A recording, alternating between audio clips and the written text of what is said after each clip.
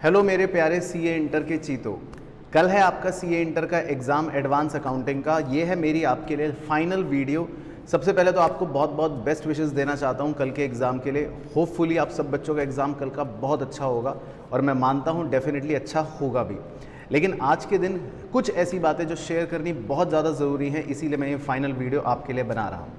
तो सबसे पहले तो बच्चों मैं आपको बता देता हूँ कि आपके एग्ज़ाम में जो 15 मिनट आपको रीडिंग टाइम मिलने वाला है उसका बेस्ट यूटिलाइजेशन आप कैसे कर सकते हो। देखो, ये तो आपको मैंने पेपर पैटर्न में कल बताया था कल की वीडियो में कि, और अब आपको पता ही था कि आपको जो सब्जेक्टिव क्वेश्चंस मिलेंगे उसमें आपको एक एक्सटर्नल चॉइस मिलेगी और साथ ही साथ आपको 15 क्वेश्चंस मिलेंगे जो एमसीक्यू बेस्ड होंगे। तो अब आपको जो 15 मिनट का जो रीडिंग टाइम मिलना है उसमें आपको सिर्फ मेनली 2 काम करने हैं। ध्यान रखना, सबसे पहला काम है आपका एलिमिनेट करना है चॉइसेस को, यानी कि आप अच्छे से जो सब्जेक्टिव क्वेश्चंस हैं उनको गो थ्रू करना। और आपने अब तक एक माइंडसेट बना ही लिया होगा जो मैंने आपको बताया था कि कौन सा चैप्टर आपने थोड़ा सा कम अच्छा करा है या छोड़ रखा है और कौन से आपके स्ट्रॉन्ग हैं। तो जो क्वेश्चंस आपके स्ट्रॉन्ग वाले चैप्टर के होंगे उन क्वेश्चंस को एक बार गो थ्रू करके जो श्योर शॉट आपको पता है कि ये मुझे करने हैं, सबसे पहले वो आइडेंटिफाई कर लेना और उसमें आप अपने सीक्वेंस को भी लिख लेना कि मैं सबसे पहले ये अटेम्प्ट करूँगा, उसके बाद ये, उसके बाद ये। अब जो आपके थोड़े वीकर सब्जेक्ट्स यानी कि वीकर चैप्टर्स होंगे उनके क्वेश्चंस को बहुत अच्छे से थॉरोली रीड करना रीडिंग टाइम के अंदर, और एक बार ये ज़रूर मेकअप कर लेना अपना माइंड कि इसमें से कौन सा मुझे छोड़ना है और कौन सा मुझे करना है। क्योंकि जब आपका 3 घंटे का टाइम शुरू हो तब ये टाइम वेस्ट ना हो कि थोड़ा सा पहले एक क्वेश्चन आपने सॉल्व कर दिया फिर लगा कि अरे ये तो नहीं, दूसरा कर लेता हूँ, तो वो टाइम वेस्ट तब नहीं करना। तो एलिमिनेट चॉइस, पहला काम आपको रीडिंग टाइम में ये करना है। और उसके बाद इस काम में लगभग आपको 5 से 8 मिनट का समय देना है और रिमेनिंग 7-8 मिनट जो आपके पास बचेंगे उसके अंदर दूसरा काम आपको करना है एमसीक्यू रीड करने हैं। अब एमसीक्यू रीड करने में आपको सिर्फ एक ओवरव्यू लेना है, बहुत ज़्यादा ये नहीं कि पूरा डीपली एक एक क्वेश्चन पढ़ रहे हो, नहीं तो फिर तो आपको 4-5 क्वेश्चन के अंदर ही 5 मिनट 6 मिनट खत्म हो जाएंगे। आपको क्या करना है, एक ओवरव्यू लेना है एमसीक्यूज़ का।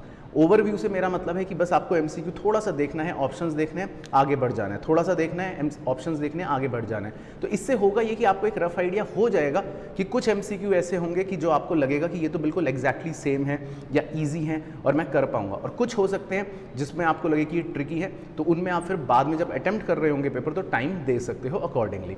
तो आपको रीडिंग टाइम के अंदर तो 15 मिनट के अंदर ये 2 काम मेनली करने हैं। अब आता हूँ आपकी दूसरी सबसे इंपॉर्टेंट चीज़ पर। देखो, टाइम मैनेजमेंट।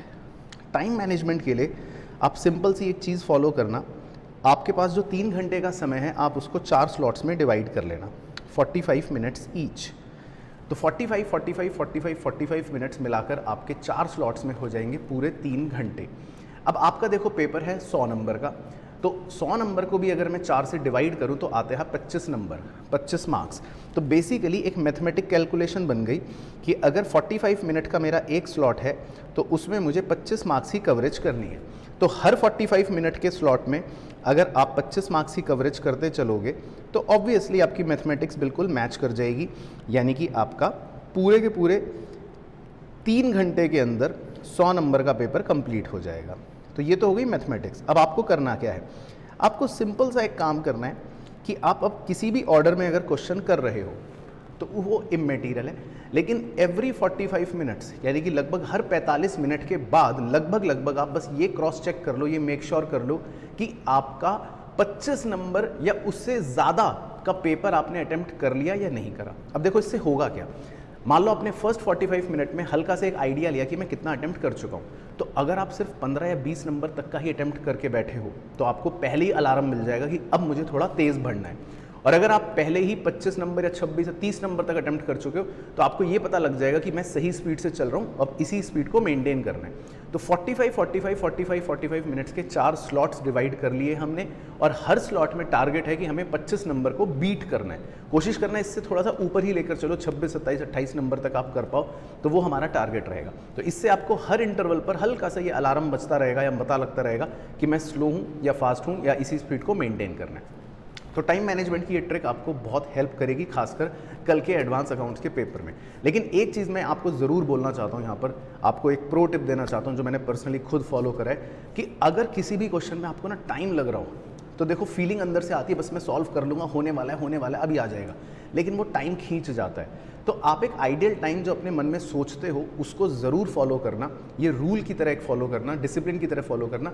अगर उससे वो ज़्यादा टाइम ले रहा है 2 मिनट 4 मिनट 5 मिनट तो उसको छोड़ दो, डजेंट मैटर।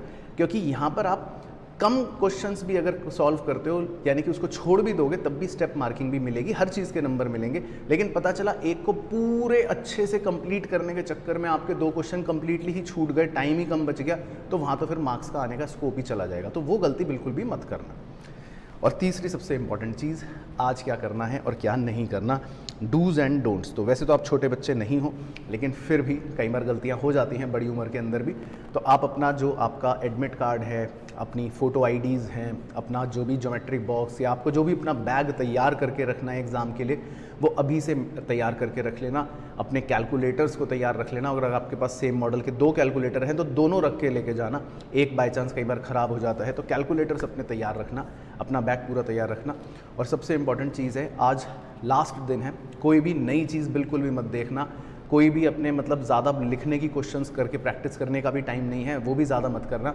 अब सिर्फ अकाउंट्स के पेपर में एक ही चीज़ इंपॉर्टेंट है, आपका अपना माइंडसेट और सिर्फ अपने कॉन्सेप्ट्स की रीडिंग लेते रहना। कॉन्सेप्ट्स पढ़ते रहो, देखते रहो, क्वेश्चंस लगे तो ओवरव्यू लेते रहो। क्योंकि कई बार क्या होगा कि क्वेश्चन कोई देखा देखा आ जाएगा तो आपको वो पेज याद आ जाएगा, स्टेप्स याद आ जाएंगे। तो अब सिर्फ आपको ओवरव्यू लेना है और किसी भी दोस्त से या कहीं से भी और अदर मटेरियल्स को अभी मत देखना या कुछ भी ये मत सोचना कि ये कैसे होगा वो कैसे होगा।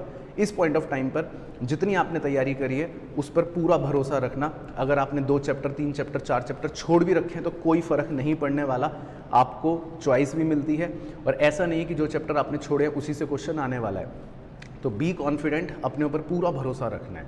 और कुछ चीज़ जो नहीं करनी है ऑब्वियसली, एक तो स्लीप डिप्राइव, ऐसा मत करना कि पूरी रात पढ़ ही रहे हो या 2 घंटे सो रहे हो 3 घंटे सो रहे हो। मेरा पर्सनल सजेशन है कम से कम 5 से 6 घंटे आप स्लीप, एडिक्वेट स्लीप ज़रूर लेना। आज पानी भी थोड़ा सा ज़्यादा पीना, मतलब अपना हाइड्रेशन कंप्लीट रखनी भी बहुत ज़रूरी है। हो सके तो लाइट फूड खाना, आज कोई भी फास्ट फूड मत खाना, फ्रूट्स इंक्लूड करना, नारियल पानी पी लेना, ये सब चीज़ें बहुत इंपॉर्टेंट है। रात को सोने से पहले अखरोट खा लेना 2-4। तो इस तरह से मतलब आज कोशिश करो बिल्कुल नीट एंड क्लीन तरीके से अपनी बॉडी को रखो। बॉडी सही रहेगी, माइंड सही रहेगा, माइंड सही चलेगा। स्लीप अपनी पूरी रखना और कल की तैयारी आज ही अपना बैग बनाकर रख लेना, ठीक है।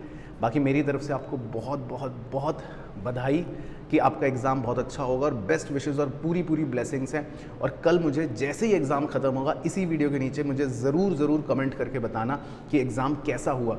और मैं चाहता हूँ आपका जेन्युइन कमेंट इसके नीचे है और हमारी वीडियो से अब पढ़ाई करके जो भी आपको एक्सपीरियंस शेयर करना हो वो ज़रूर बताना कि सर पेपर में ये क्वेश्चन आया, ऐसा हुआ, वो हुआ, ज़रूर बताना।